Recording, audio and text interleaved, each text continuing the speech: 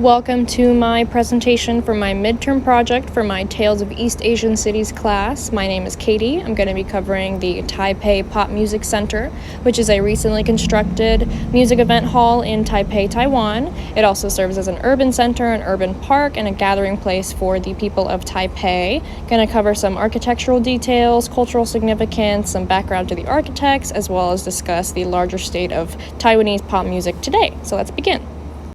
Some general information to start. It is considered an urban gathering space between the East and West Taiwanese people, right in the middle of Taipei. It combines elements of modern technology with the fundamentals of live music to create a really modern artistic experience for these audiences that are going to these shows.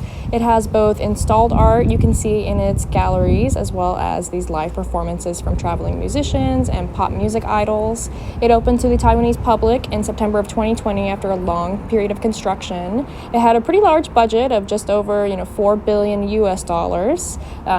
It is a collaborative piece between a New York-based company, RUR Architecture, as well as a Taiwanese firm, Fei & Cheng Associates. And so in combination, they were able to use their different elements of style, both from West and East, to create this new venue that really represents that kind of transnationalism that's going on in the industry now.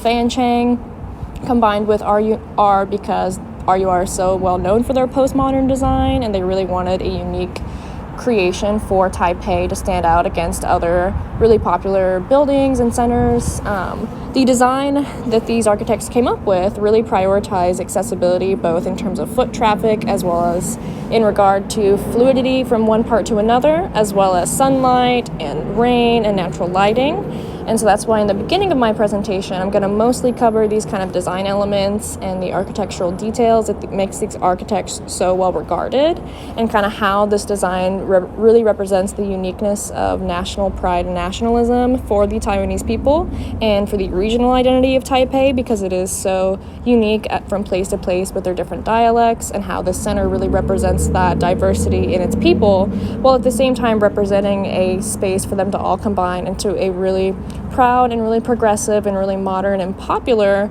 group of people who just have a love for art and music. To begin, the image on the left kind of has the breakdown of the occupancy and the exterior design to the music center. As you can see, there are the main big attractions from the left, middle to the right, as well as these smaller centers for people all around the outside. These consist of offices, administrative spaces, retail, dining options. That way, all of the desires and needs of the audiences are met from within the venue. They don't have to ever leave to get something that they need or want. And then these bigger performance halls, as you see, they vary in size and in design. Some of them are open with, access to the sky. Some of them are open on the sides. They have a lot of greenery in place, as well as just completely open outside fields for outside performances. And that way people are able to move from one to another, kind of getting unique experiences all around, while still being within the center itself and having that really inclusive experience. And then here to the right, here's an image that kind of talks about the environmental aspects of the design that these architects really cared about, prioritizing how it faced the sun and how they were able to implement a lot of greenery and natural space, because it is considered an urban park, and maintaining it in this way, make sure that it stays that way. So it's able to have access to natural light and natural rainfall. That way these greenery spaces are essentially self-maintained with obvious maintenance from crews in terms of aesthetic design, but in terms of growth and health, it is all self-sustainable. This first big space is known as the Oculus. It is one of the main performance centers. It has an open-air design with an amphitheater-style interior. That way it can fit a lot of people without having them unable to see, so it kind of goes upwards towards the back. That way everyone can see the performance no matter how far away they are. It really makes use of these archways and walk spaces around it. As people are walking from one way to another, they can see through the windows, they can see the performance happening. That way if they're moving from one to another, they're still included in the performance, and it's not like a separate event happening outside of them.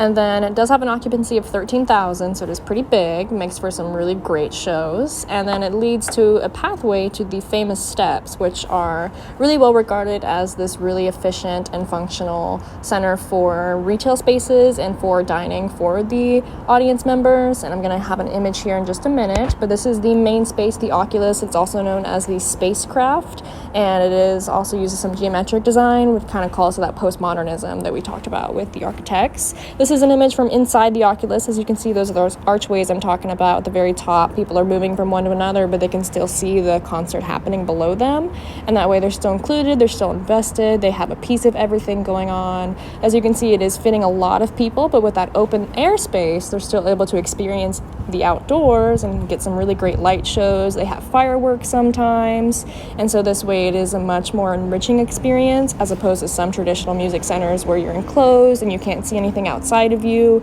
and no one else can really experience it with you.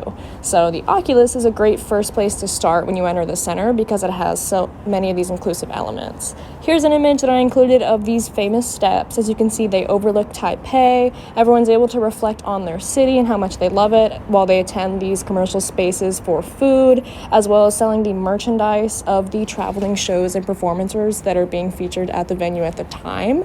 And in doing so, it allows for the venue to really invest in the success of these Taiwanese performers by exposing the audiences to their merchandise or to their promotional information and being able to share their links, their music, wherever it is that they have it accessible.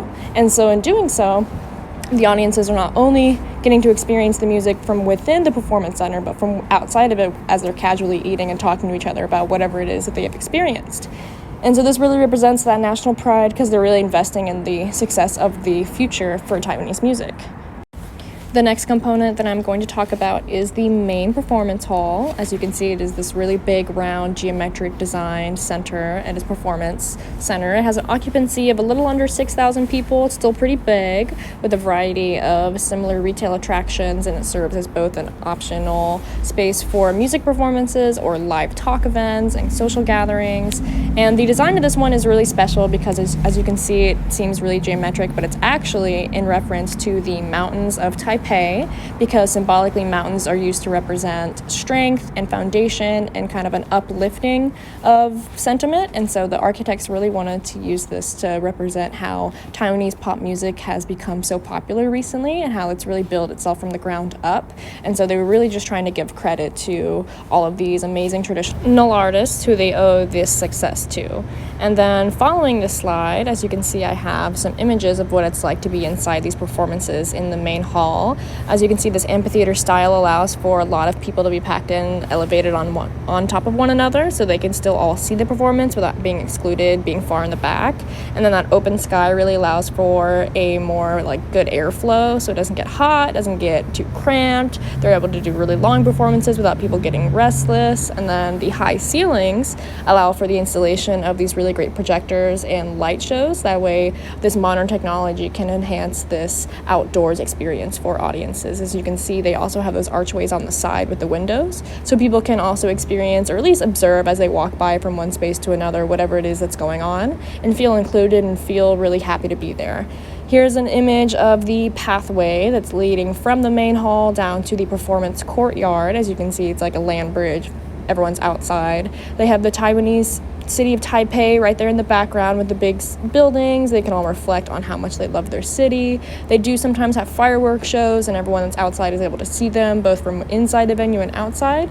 And this performance courtyard is their main outside event or outside space for outside events. And so I'm going to continue with information on the courtyard. It has a standing capacity of about 3,000 people, so it's smaller than these interior options, but it is still really big and really fun.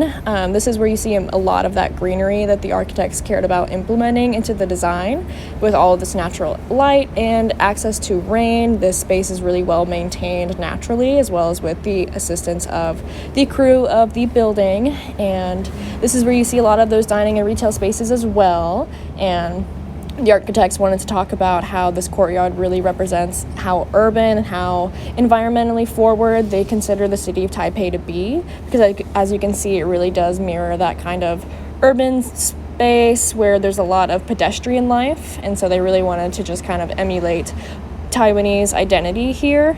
And then the next point that leads from this courtyard into the big cube that we saw earlier is considered the Hall of Fame. This is the most elevated point of the venue. It has 5 stories above ground, and this is where all of those permanent, or at least observable, pieces of art are installed for people to walk around and experience. And it has similar geometric designs to the others being inside the cube, but the architects did not want anything too abstract or too modern, like just cube-like, so they made sure to include a lot of rounded archways and rounded ceilings. That way when you're inside the cube, it doesn't feel like a really claustrophobic or geometric experience. Rather, it is really artistic and really postmodern, as the architectural design firms really cared about.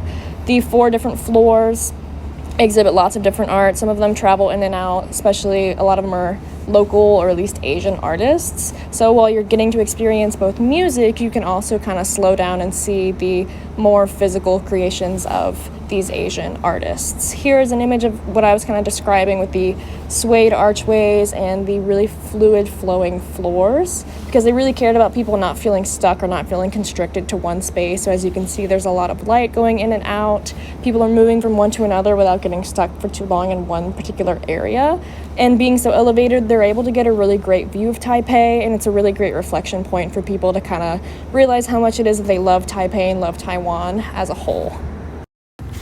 I did want to note that this center did receive an award for both its design and its importance in the Taipei Pop Music Center International Competition in 2010. I know this year is before it was open to the public, but the blueprints and the design details were submitted for this competition, and it did earn them a winning prize. And this is just a quote from the article that described it and all of its achievement, saying that the 21st century is an age of electronic connectivity and radically expands pop music's audience, but simultaneously threatens its economic viability. The Taipei Pop Music Center confronts this challenge by making real space and live experience more exciting and more enduring than their virtual counterparts. And so you can see how they really try to combine technology in a way that didn't take away from the essence of the live music. So this is some information on the architects behind the New York-based firm RUR Architecture. This is Jesse Reisner and Nanako Umamoto. They combined to construct and design the Taiwanese Pop Music Center. They've designed multiple buildings, some in Dubai, some in China, some in America. They've won lots of awards for their design constructions and just the general boldness of their ideas. And in response to, after the opening of this center, they had to say for themselves about the general music scene in total, that pop music, while global phenomenon, is regional in its definition. The Taiwanese pop music scene typifies this phenomenon while it crosses borders and cultures and dialects. It nevertheless has produced styles and genres with distinct transnational form and appeal. Though many aspects of pop culture exist in a hyper-technological or virtual realm, there's a need for a defined physical hub dedicated to the production and reception of pop. And so I thought that quote was just great because it shows how important and how significant they consider this building to be. And this is another quote kind of taken to describe how important this building is and just how much it meant to the Taiwanese people, saying music belongs to everyone, which is why Taipei Music Center was born to be both local and international, welcoming and friendly to all. TMC is where Taiwanese pop musicians can find the most support for music production, performances, and production cultivation. It is also the most familiar corner for general public to get in touch with music, culture, and enjoy music performances. Speaking of performances, this is one of the more recent events held here at the center. It was the 31st Golden Melody Awards ceremony. It was held in October of 2020 after a postponement due to the coronavirus pandemic, but they were very excited to host so many people for these award shows. It is considered to be kind of like the Grammys for the East countries, and it really celebrates both music and albums and performances specifically that are sung in either Mandarin, Taiwanese, indigenous Taiwanese languages, or Hakka, and their importance on including their indigenous populations kind of really alludes to how special they consider their regional identities and how different they all are, while at the same time still belonging to the great urban center that is Taipei.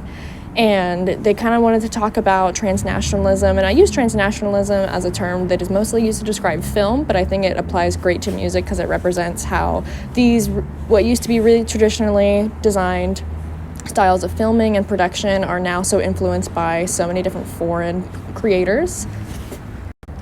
To conclude, I have a summary of all of these sources and inspirations I used for this presentation. I had some interviews for the architects and members of the firms that collaborated on this project, some information from architectural reviews and magazines that covered the center when it first opened, just kind of commenting on how big and bold and modern it was, as well as some information on Taiwanese pop music and its cultural significance to the populations and how it has been influenced by foreign media and foreign music today, as well as some quotes and values taken directly from the website for the Pop Music Center. That way I maintained the essence and the branding and identity that the center wants to market itself on. Thank you so much. You have a good